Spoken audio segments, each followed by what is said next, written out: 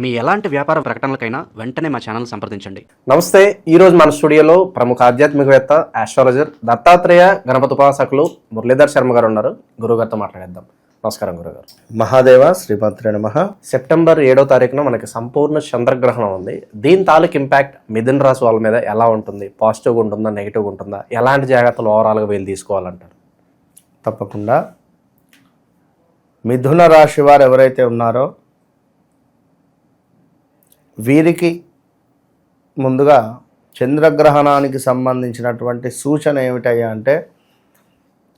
అంటే ఇక్కడ మరొక మాట, కోటేషు, కోటేశ్వరి, కుమారు, కాకి, కూకే అక్షరాలతో ఉండేటువంటి వారు ఎవరైనా కూడా ఇది మీకోసమే అని గమనించుకోండి.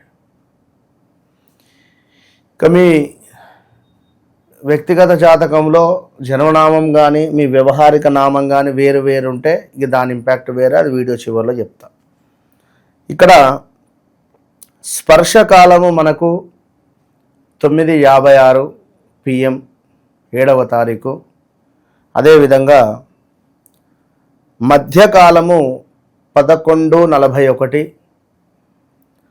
పూర్తిగా మనకు మోక్షకాలం వచ్చేసి 1:26 తెల్లవారుజామున 8వ తారీఖు. కనుక ఇట్టి 3:20 కూడా మనకు గ్రహణ పుణ్యకాలంగా చెప్పబడుతూ ఉన్నది. గ్రహణ పుణ్యకాలం మొత్తము కూడా 3:30 గంటలు అనుకోండి. మరి ఇట్టి సమయాలలో దేవాలయాలు ముందుగానే సాయంకాలమే క్లోజ్ చేస్తూ ఉంటారు. చక్కగా దర్భ వేసి పెడుతూ ఉంటారు. ఇంట్లో కూడా ఈ యొక్క ద్రవ పదార్థాలు, ఆయిల్ ఎక్కువగా నిల్వ ఉంచుకోకుండా చూడండి. ఎందుకంటే శనికి సంబంధించినటువంటి ఏలినాటి శనిలో కానీ అర్ధాష్టమ శనిలో ఉండేటువంటి వారికి ఇబ్బంది ఉంటుంది. ఈ ఆయిల్ రిలేటెడ్, పాలకు సంబంధించింది కానీ, పెరుగు తోడు, ఇవన్నీ కూడా పనికిరావు. వీటన్నిటి మీద, తినే పదార్థాల మీద, దేవతా పటాల పైన, అదేవిధంగా అన్నిటిపైన కూడా దర్భను పెట్టే ప్రయత్నం చేసుకోండి. దర్భకు ఉన్నటువంటి ప్రాముఖ్యత అంతా ఇంత కాదు. ఒక కార్యం చేసే, అంటే ఒక పితృయజ్ఞం చేసే క్రమంలో ప్రత్యక్ష ఆవు కావాలి, ప్రత్యక్ష ఎద్దు కావాలి.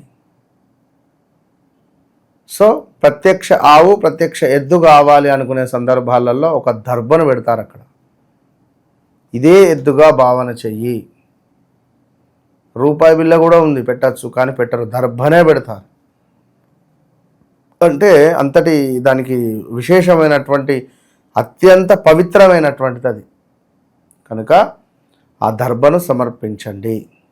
చక్కగా దేవాలయాల్లోకి వెళ్తే ఇస్తారు, లేదా ఏదైనా పూజా సామాగ్రి సెంటర్కి వెళ్ళినా దర్భ కావాలన్నా ఇస్తారు. కనుక దర్భను తీసుకొని పూజా మందిరంలో తినే వంటకాల ఏవైతే ఉన్నాయో అవి వాటి మీద పెట్టేయండి. అయితే గ్రహణము స్పర్శకాలము 9:56. అదేవిధంగా మనకు మధ్యకాలము 11:41. మరి మోక్షకాలము 1:26 AM, అంటే తెల్లవారుజామున. మొత్తం మీద ఈ 3:30 గంటలు కొంచెము ఇంట్లో ఉండండి, కదలద్దు, ఇట్లనే ఉండాలి అనేటువంటిది ఏది లేదు. ఆ కాంతి మనపై పడకూడదు, అంతే. పుట్టబోయేటువంటి పిల్లలకు ఇంపాక్ట్ అనేటువంటి విషయం అది గమనించుకోండి. ఇక మిథున రాశి వారికి కొంత ఇబ్బందికరంగా ఉంది. ఇది జీర్ణించుకోవాలి. అది ఎలాంటి ఇబ్బంది అనుకుంటే, ఏదో ఒక చింత, అంటే ఒక బాధ రాబోయే 41 నుంచి 3 నెలల్లో, సుమారుగా 6 నెలల లోపు ఏదో ఒక బాధ మిమ్మల్ని ఇబ్బంది పెట్టబోతూ ఉన్నది. ఆల్రెడీ మిథున రాశి వారికి కొంత భార్యాభర్తలలో కానీ, లేదా ఎక్కువగా ఇన్వెస్ట్మెంట్స్ చేయడం కానీ, లేదా ఇంకేదో ఇంపాక్ట్స్ అయితే ఉన్నవి. సో జాగ్రత్త అని చెప్పవచ్చును. అదేవిధంగా వీరి తండ్రికి సంబంధించి మిథున లగ్నం కానీ మిథున రాశి కానీ వీరి తండ్రికి సంబంధించినటువంటి ఆరోగ్య సమస్యలు వీరిని ఇబ్బందికి పెట్టేటువంటి పరిస్థితి ఉంటుంది. నిల్వ ధనము ఖర్చు చేసే పరిస్థితి ఉంటుంది. సో ఇదంతా గమనించుకొని మీరు ఎవరైతే మిథున రాశి జాతకులు ఉన్నారో వారు జాగ్రత్త అని చెప్పడము. కొంత యాక్సిడెంట్స్ జరిగేటువంటి పరిస్థితి ఉంది. జాగ్రత్త. మీకు జరగాలి అని నేనేం కోరుకోవటం లేదు కానీ చెప్తున్నాను. అమ్మవారు అందరినీ చల్లగా చూడాలి. మిథున రాశి జాతకులు పిల్లలు ఎవరైతే ఉంటారో 20 ఏళ్ళ లోపున్న పిల్లలు, 23 ఏళ్ళ లోపున్న పిల్లలను తల్లిదండ్రులు మందలించాలి. నానా బండి మీద మెల్లగవో, బండి మీద వెళ్ళే క్రమంలో జాగ్రత్త, బీ కేర్ఫుల్, జాగ్రత్తగా చూసుకోండి. ఇక తరచూ ఆపదలు, అదేవిధంగా పేరు ప్రఖ్యాతలు నాశనం అయ్యేటువంటి సందర్భాలు 2020 ఆగస్టు నుండి 2023 ఆగస్టు వరకు ఎలాంటి ఇబ్బందులు ఫేస్ చేశారో మిథున రాశి వారు తిరిగి మరలా ఒక 3-4 నెలలు కొంత ఇబ్బందికరంగా ఉంటుంది. మరి దీనికి రెమెడీ అంటే చెప్దాం, మనం అద్భుతమైన రెమెడీ చెప్దాం తప్పకుండా. ఇక ద్వేషాలు ఇంటా బయట, నువ్వేంది నేనేంది అని కానీ, అన్నదమ్ములకు కానీ, అక్క చెల్లెలకు కానీ, తండ్రి కొడుకులకు కానీ ద్వేషాలు పెరిగే పరిస్థితి. అదేవిధంగా ఇంకా ఈ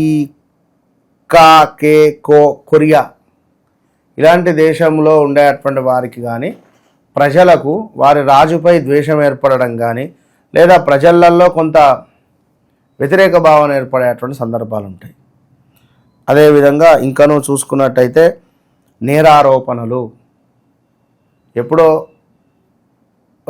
శిక్ష పడింది, మనకు బయట తిరుగుతున్నాం బెయిల్ తీసుకొనని కానీ, అంటే ఇది న్యాయపరమైనది చెప్పా.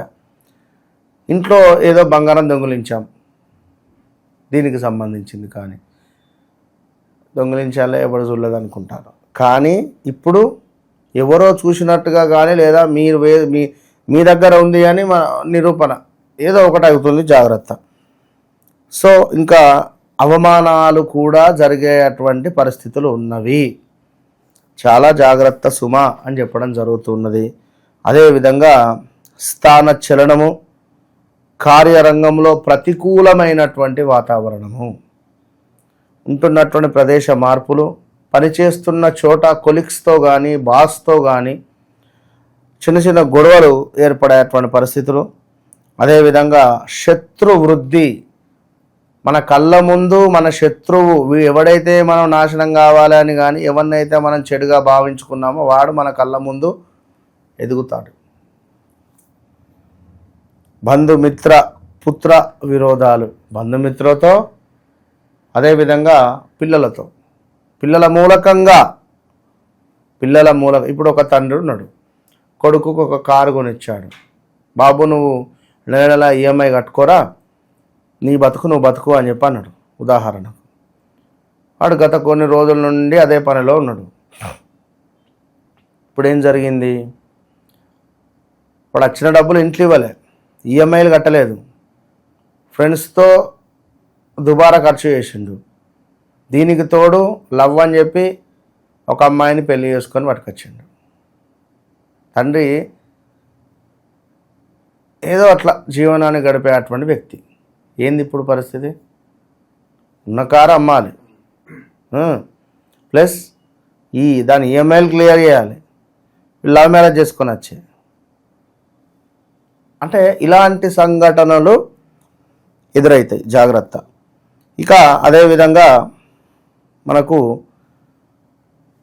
పిల్లలతో నేను చెప్తున్నా, మిథున రాశి జాతకులకు సంబంధించినటువంటి తల్లిదండ్రులు మీ పిల్లలను అబ్జర్వ్ చేస్తూ ఉండండి, మీ పిల్లలను కనిపెడుతూ ఉండండి. అది పుత్రిక కానీ పుత్రుడు కానీ, ఇది బాగా అర్థం చేసుకోండి. అదేవిధంగా కుటుంబంలో కొన్ని లేనిపోని సమస్యలు, కోర్టు తగాదాలు, ల్యాండ్ ఇష్యూస్ కొన్ని వచ్చేటువంటి పరిణామాలు అయితే గోచరిస్తూ ఉన్నది. సో ఓవరాల్గా చాలా జాగ్రత్తగా ఉండేటువంటి రాశులలో మొట్టమొదటిది మిథున రాశి. సో అందరికి కూడా ఇలాగా నెగిటివ్గా ఉంటుందంటారా ఇప్పుడు మిథున రాశిలో ఉన్న ప్రతి ఒక్కరికి కూడా? మంచి మాట. ఏదైతే నేను కా కే కో అనే అక్షరాలు చెప్పానో వారు కావచ్చును. అదేవిధంగా వ్యక్తిగత జాతకము అంటే అది వాళ్ళ పర్సనల్. ఇక ఆ చార్ట్ ఓపెన్ చేస్తే మనకు వారి యొక్క ప్రవర్తన, వారి సినిమా ఏంది అనేది బయటపడుతుంది. నడిచే అటువంటి మహాదశ అంతర్దశ ఎట్లా ఉంది నేను చెప్పా. ఒకవేళ ఎవరి జాతకరీత్యా చంద్రుడు నీచబడిన, చంద్రుడు సూర్యుడితో కానీ కేతువుతో కానీ కలిసి ఉన్న వారి జాతకములో ఈ చంద్రగ్రస్త మన రాహుగ్రస్త చంద్రగ్రహణము ఇంపాక్ట్ వీరికి తీవ్రంగా ఇబ్బంది పెడుతుంది. ఒకవేళ వారికి పంచమాతు గురువు ఉన్నాడు, వారి లగ్నం మీన లగ్నమైంది, పంచమాతు గురువు కర్కాటకంలో ఉచ్చబొందుతాడు, గురువు యొక్క దశ నడుస్తూ ఉంది అనుకుందాం, శనేశ్వరుడు తులాలో ఉన్నాడు అనుకుందాం, తులాలో శనేశ్వరుడు ఉచ్చబొందుతాడు, మంచి కోరుకుందాం.